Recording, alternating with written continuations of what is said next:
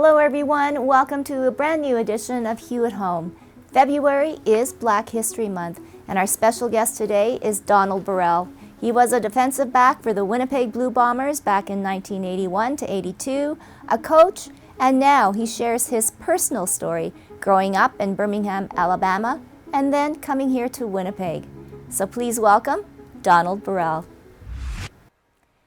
Winnipeg is always very well known for its sports, and of course our beloved Winnipeg Blue Bombers. So it is an honor and a pleasure to bring one of those names that you might remember. Of course you remember Donald Burrell, defensive back for the Winnipeg Blue Bombers and a coach, and now you are living here. So thank you so much, Donald, for actually saying, Winnipeg's okay to to spend some time in, and a lot of time. But Donald, the reason why I really wanted to have you on Hue at Home is that you do have a powerful story to tell. And although yes, it's February and it's Black History Month, but these stories don't need any special time to be told, and I think they do need to be told and shared with everyone. So I'm happy that you agreed, and Donald, let's hear your life story. Your journey when you were young and to where and how you came to Winnipeg to play football. Well, Tracy, thank you very much for having me on this show. And um, God, I'm very honored. But I grew up in Birmingham, Alabama, and in the 50s and the 60s. And at that time, Martin Luther King made the great one of the statements in one of his speeches that Birmingham in the 50s and the 60s was the most racist city in the United States of America. And in part, growing up in a city um, that was segregated, and it was segregated from, if not my entire parts of my entire life there, my entire growing up there, and segregation just meant I lived in an all black neighborhood, went to an all black elementary school, went to an all black high school. Um, Grocery stores were all black. Um, Churches were all black.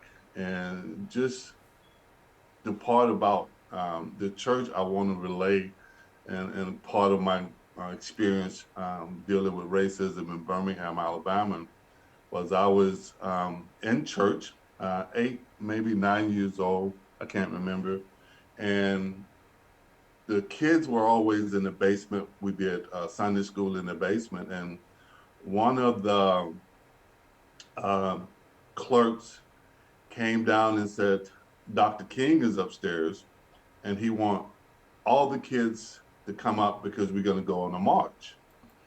And me being one of those little kids, little 9-year-olds, 8-year-old kids, was excited, not knowing the the ramification of who Dr. King was at that time. All I knew was just Dr. King wanted us up front, and so we were put in front at the historic now. The march was called Birmingham Riot, and so he started his speech, and in his mind, he was going to put all the little kids up front, knowing that no race of human beings will ever harm kids, no matter what your color is, or no matter anything about you, they would never harm kids in his mind. So all of the little kids, myself, were put in front of this march, and we left 16th Street Baptist Church, and we started going downtown Birmingham. And all I can remember about it was when we turned the corner from 16th Street Baptist Church to First Avenue, and our goal was to go to City Hall and have this march and protest against. I can't remember exactly what we were protesting, but Dr. King and all of his associates was there, and he was. They were behind us, the kids, a whole line of kids, and I can remember just turning the corner and just seeing a great amount of just white policemen in riot gears and batons and on horses, and seeing the fire trucks there and the men standing there with the dogs. So we kept marching, and of course, history, part of history is they turned the fire hose on us, they turned the dogs on us, and I was one of those little kids. I was one of those little kids that got hit with the water, and all I can remember is just flying in the air because the water was so powerful. And I had a suit on, and when they stopped shooting us with the water, my suit went up my arms and up my legs because it was just, the water was so powerful. And that is just one of the things that I will never forget, how hard that water hit us. And the kids, we were little kids. We were just little tykes. And of course it hit us first, and it shot us all over the place. And people can go back now and look at the Birmingham riot, and they can see the dogs being turned on us, the hose being turned on us, and people being arrested at that time. So that was have been one of the most trying experience that I've experienced with racism in Birmingham as a kid. One other one that I want to talk about is I was 10 years old, and it was 2 days after my birthday. I was 10, so August 2nd is my birthday, and this might have been August 4th, August 5th, and this friend of mine named Victor in the neighborhood had a go-kart. And for my birthday, and he never let anybody ride his go-kart. He was just adamant about it. Never, you could ride in it, but you couldn't drive it. So he was gonna give me a birthday present to let me drive it that day. So he let me drive it, and I took off going up the hill in it, and I turned around and was going back down the hill, and the gas pedal got stuck. And when the gas pedal got stuck, it hit a brick wall and it flipped, and it pinned me under it, and it's on fire. And for me to get out from under this go-kart pinned on me that's on fire, I had to stick both of my hands up into the fire and push it off of me. And when I did that, I got burned from here all the way down on this arm to my knuckle. On this arm, I got burned from here all the way here. The scars are still visible now. And I got burned so bad there that you can literally see my bones. So back in that time, which was the 60s, um, blacks didn't have hospitals. The hospitals were white only, and we only had clinics. So by the time I got home, showed my mom my arms, um, she grabbed me, we got in the car, and we drove to the white hospital. And my mother carried me in, and the first white doctor she saw, she said, "My son's been hurt." And this doctor looked at my mom as if like, "What are you doing here?" And looked at my mom, and then he said, "Well, take the little end and put him on the table." And so she put me on the table, and he took 30 seconds, and he told my mother, he said, "I can't save those arms. I'll have to cut them off." And my mother said, "You're not cutting my baby's arms off. You wrap him up, and I'll take him home." So the nurse came in begrudgingly. She touched me and wrapped me. She didn't want to do it. And my mom took me home, and overnight, I set up an infection in my arms. And I'm screaming all night, crying and screaming all night. And my mother came in and she finally said, "Donald, I can't take you screaming. I'm sorry, baby. I have to take you back to that hospital and let those white people cut your arms off. I can't take all of this screaming. It's just way too much." So we get in the car again, and I remember this vividly. We're sitting in the back, my mom's holding me, and she's saying, "Donald, baby, it'll be okay without your arms. Kids play, people live every day without their arms. but you're infected, and your arms just have to come off now, and there's nothing we can do. So she took me back to the hospital, and again she carried me in, and the first white doctor she saw, she said, "Here, take him. You can cut his arms off. I can't take all of this screaming. He's in too much pain. You can cut his arms off." And this particular doctor, it was a different doctor. This particular doctor looked at her and he said, "Excuse me?" And she said, "No, cut his arms off. He's in too much pain. Just cut him off." And the doctor said, "Well, do you mind if I examine him first?" She said, "I don't care what you do. He's in pain. Cut his arms off." And I remember um, him taking me into to a different examining room and laid me on this really cold table. And I remember him saying, I'm laying there screaming in pain. I remember him saying to my mom, he said, "Well, I don't know why you want me to cut his arms off. I can do a skin graft and save his arms. I'm not sure why you want me to cut them off." And my mom said, "Well, I was here 5 hours ago, and the last doctor said he couldn't save them. He had to cut them off."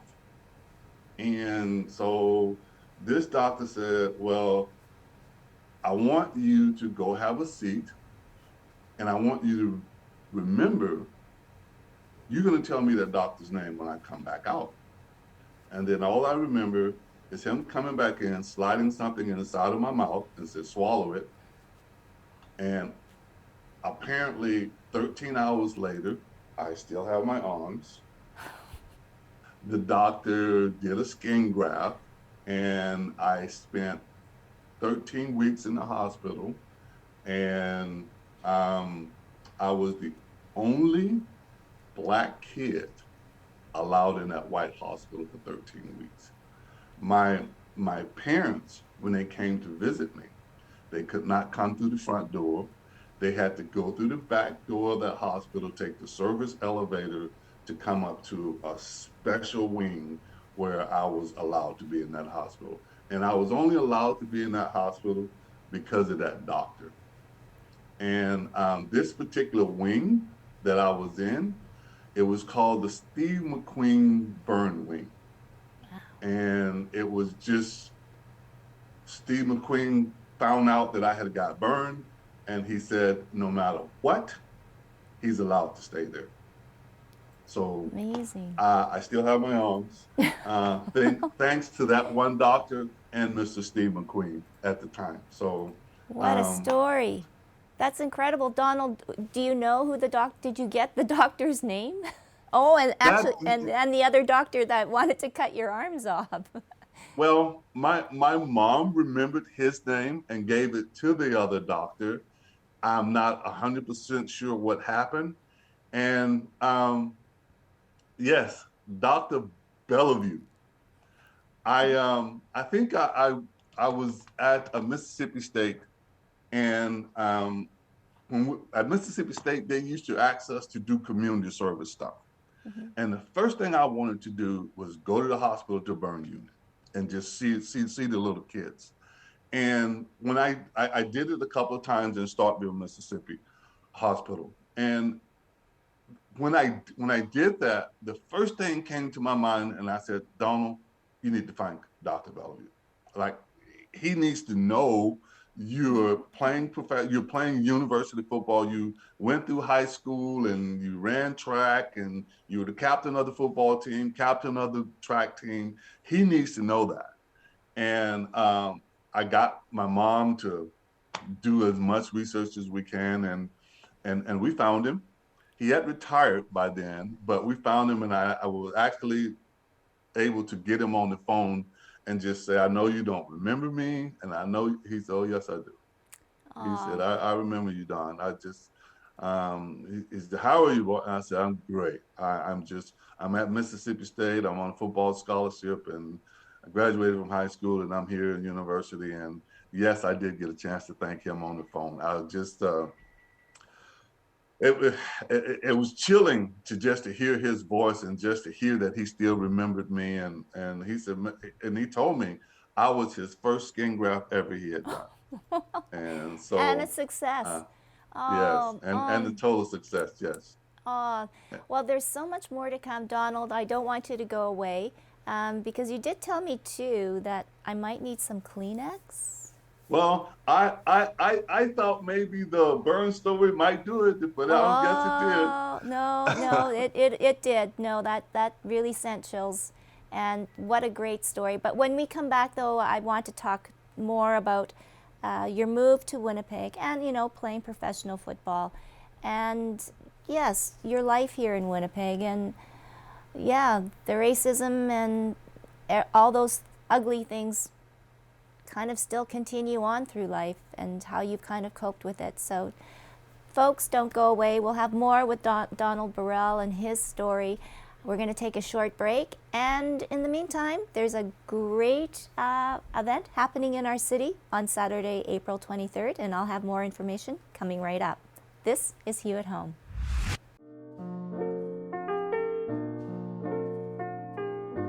Girl, you know what's up. Ooh, say what, say what, say what. Girl, you know what's up. Ooh, say what, say what, say what. So tell me what's up. Tell me what's up. I'm digging you. I'm feeling you. Girl, you know what's up. Say I'm digging you. And I'm wanting you.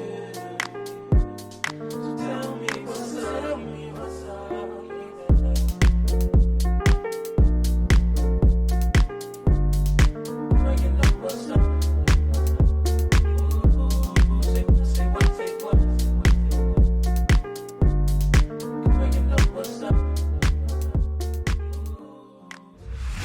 We're back. The city's hottest event is happening on Saturday, April 23rd at the beautiful downtown Metropolitan Entertainment Center. It is the 5th annual Winnipeg Nightlife and Lifestyle Awards. This year we're changing it up. We're going to recognize and honor all those who have pivoted, made a difference, supported others, and above all, found success during the pandemic. Go to the website wnla.ca and nominate now. Nominations close February 21st, and then the voting begins. Who's going to win? Well, we'll soon find out, and we'll see you at the show.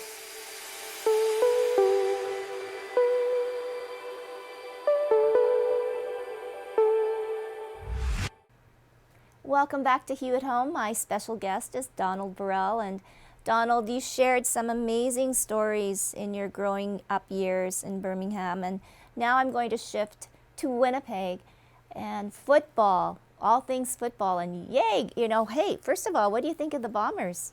Not bad, Oh, eh? the best organization in the CFL, obviously, with back-to-back Grey Cups speaks for itself. Oh, no doubt. But let's go to your years wearing the Bomber jersey. What was it like? Those were probably some of my greatest football experience as a professional football because they were my first. I was a rookie, my rookie season here in 1981, playing alongside some of the greats, Vince Faison and Reggie Pearson and Paul Bennett and Joe Pop and all of those guys.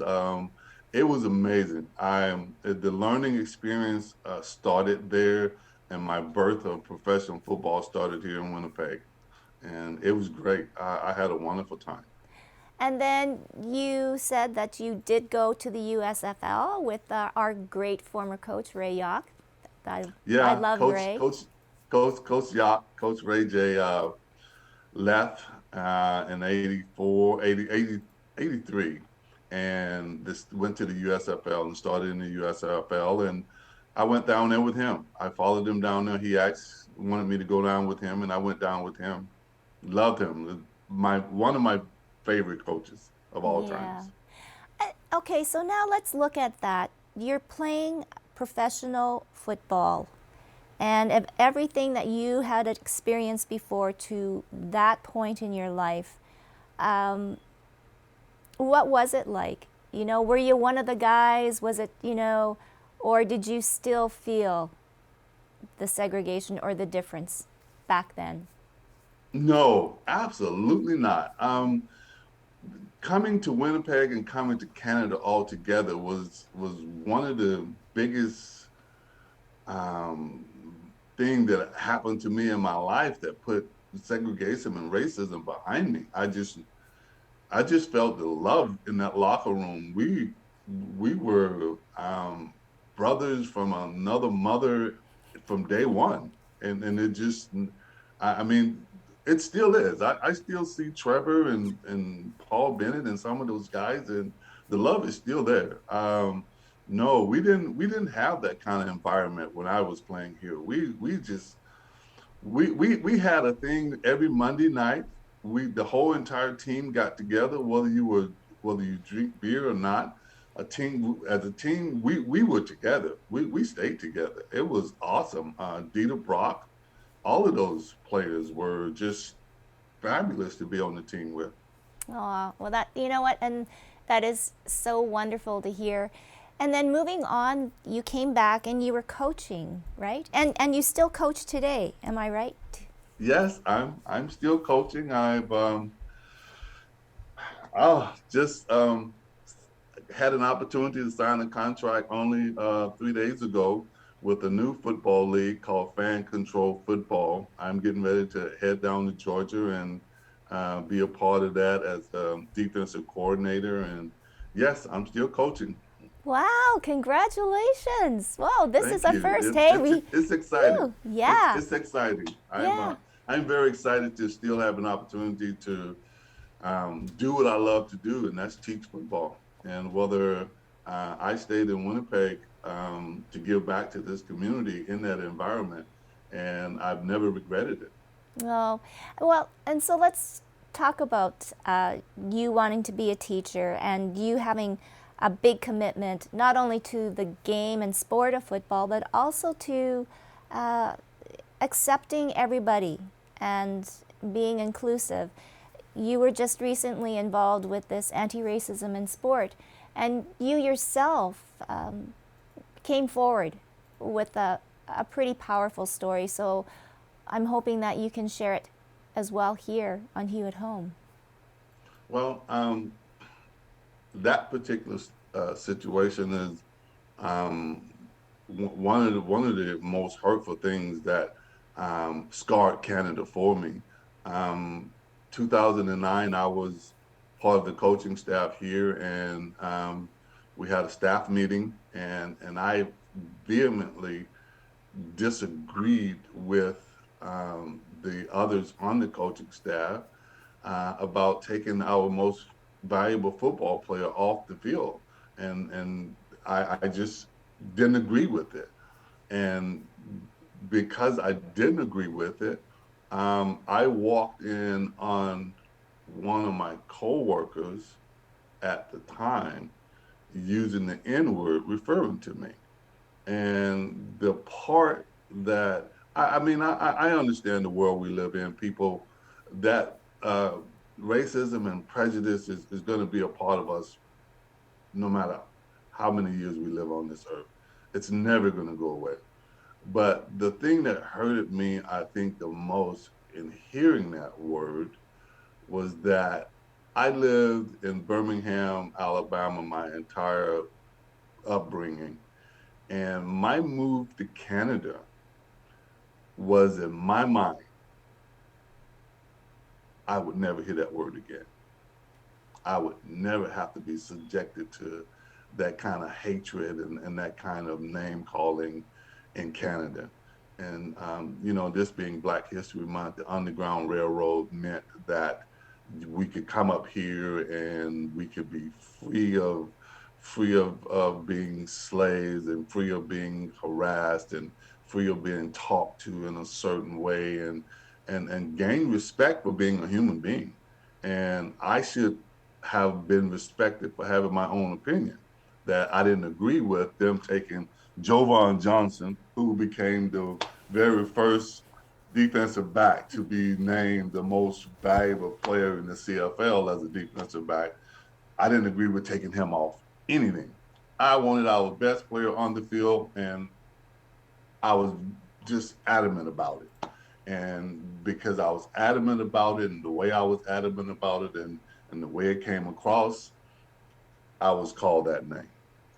So that experience is just something that have stuck with me ever since 2009, and it's 2022, and it still sticks with me. And what are some of the lessons that you instill in your kids or your players now, Donald? It's it's acceptance. It's just no matter how different you look, no matter what your culture is respect. You respect people. You respect their right to have a different opinion. No matter what, at the end of the day, it's about respect. For me, it's about respect. Um, I think that in my teaching, especially with the high school football program that I was recently head coach at, their number one thing for me is you respect people, and the women, you yes ma'am and no ma'am, yes sir and no sir. I mean it's respect from day one. Um, with they could never come to my practice field, and on my practice field, it's my practice field. They couldn't swear. If I hear anybody swearing on my practice field, everybody's doing up downs till I get tired of watching you do up downs. And they knew when they hit that field, they weren't allowed to. Before I got there, it was free range. You say what you want and you treat people. And I said, no, that's where we're going to start. And I think when you instill respect, you instill discipline at the same time. Mm-hmm. And obviously, it worked for me because 2019, we had a fabulous year, undefeated, unscored on, and I should have been named Coach of the Year, but I wasn't. But that's another story. But it's respect from day one. Respect people, respect people's right to have a different opinion, different religions. At the end of the day, for me, that's what it is. All right, so respect. And also, you had mentioned Coach of the Year. Coaches versus players. Players, I get it. You see all different races, cultures within the players. Coaches and higher up, the big administration, not so much diversity. Do you No. do you think in your Mr. Burrell mind that that's where the problem may lie, and that's where we do need to see some progress and being more inclusive and diversified in the coaching staff, in the owners, and wherever that is management, upper management? Of course, I honestly think everything starts at the top. Your leaders, as your owners, as your general manager, as your presidents, sets the tone for the entire organization. Mm-hmm. And if everything in that front office, everyone in there looks the same, there's a problem. And I think if the president and the owners and the board members don't have the mindset that we need to present a diverse environment, um, it will extend into the locker room, no doubt, no doubt, none whatsoever. It will, and I think when I was playing, the one thing that I have always been proud of is the way Paul Robinson handled us and the way Paul Robinson treated us. I never felt anything but respect from Paul Robinson, and he was the general manager at the time when we were here. And I've just always known that if everyone in the CFL treated people the way Paul Robinson did, we wouldn't have these conversations of racism and diversity and discrimination and the things that are actually still going on in this league today. It's um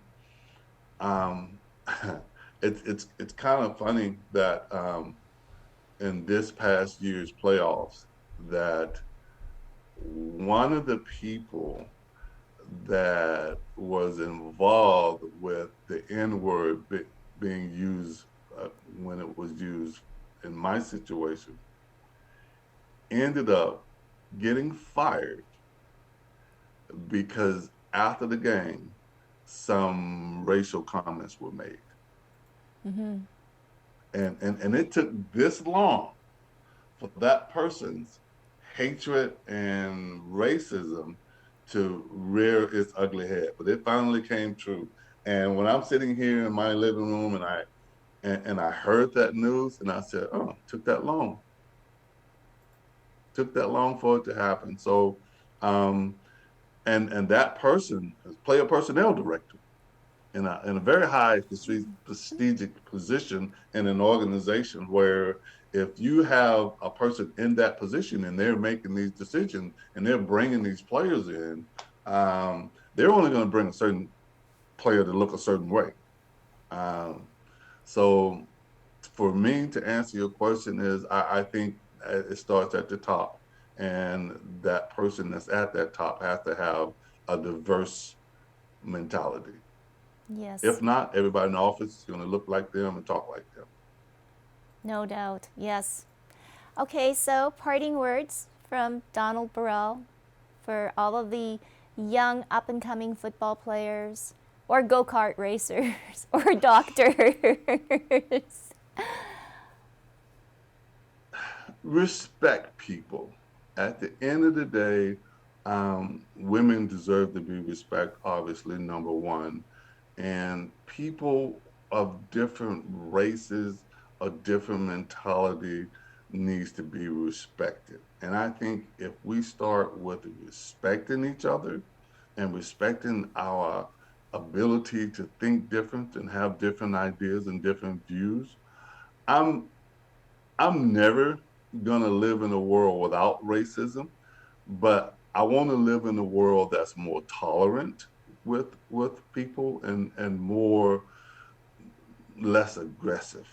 Take the aggressiveness out of what we do and be more respectful and be more tolerant. That would be my parting words. Wow.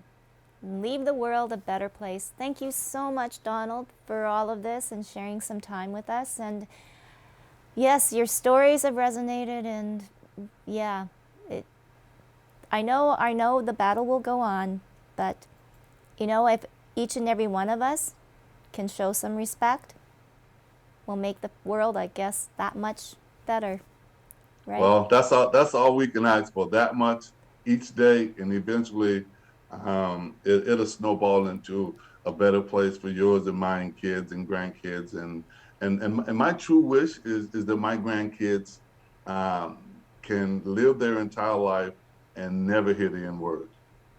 Mm-hmm. Never hear it. I was hoping Canada would present that for me, but things happen, Yes. and I'm a firm believer that if you respect and love people, eventually we'll get there, Tracy. I really do believe we will be. Thank you so much, Donald. It's been an awesome pleasure. Thank you. All right, thank you for having me. So the Hive is a climbing and fitness facility, so we're bouldering only, which means no ropes or harnesses. We use mats for protection. The four pillars of our business are climbing, education, health and wellness, and community, and those aspects all kind of come together to create like a 5-star climbing experience.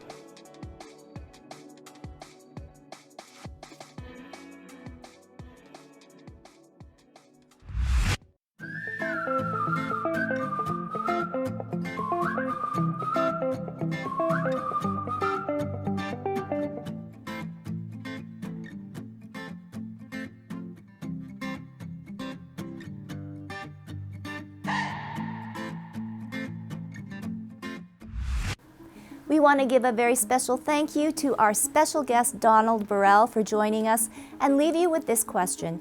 If you heard someone use a racist remark, what would you do? We want to know, so send us an email to hello@ilikehue.com, or you could message us on Facebook and Instagram at iLikeHue. But for now, stay safe and healthy, and we will see you next time on Hue at Home.